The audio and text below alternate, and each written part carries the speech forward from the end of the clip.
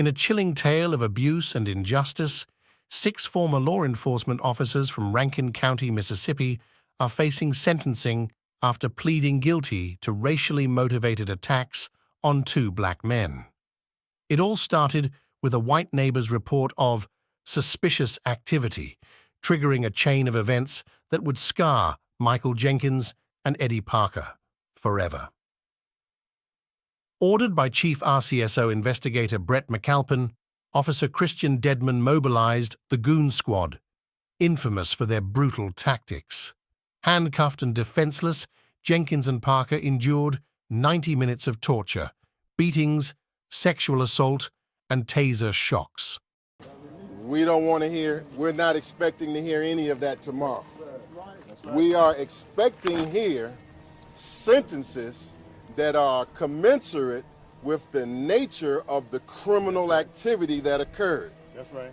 The nature of the criminal activity occurs, righteously classifies what occurred on January 24th of last year as the worst set of circumstances of police brutality that has existed in this state or the country in memory.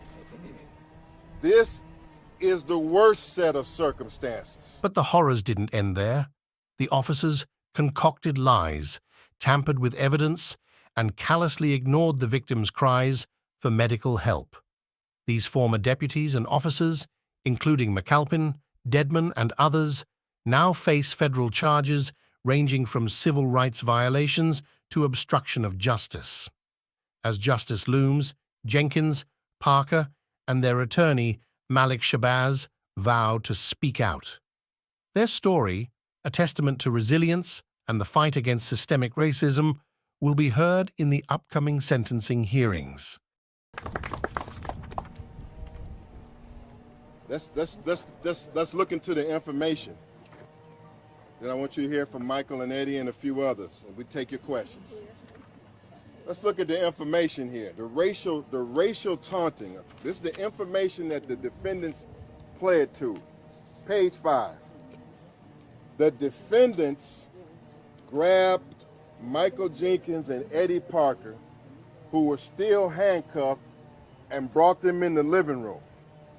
The defendants, all of whom are white, called MJ and EP, Michael Jenkins and Eddie Parker, racial slurs, including nigger, monkey, and boy, and accused them of taking advantage of a white woman who owned the house and warned them to stay out of Rankin County and go back to Jackson or their side of the Pearl River, their area with higher concentrations of black residents. This is not Jenkins and Parker talking. This is what they admitted to and pled to. In the pursuit of justice, the voices of the oppressed refuse to be silenced, shining a light on the darkest corners of prejudice and abuse of power.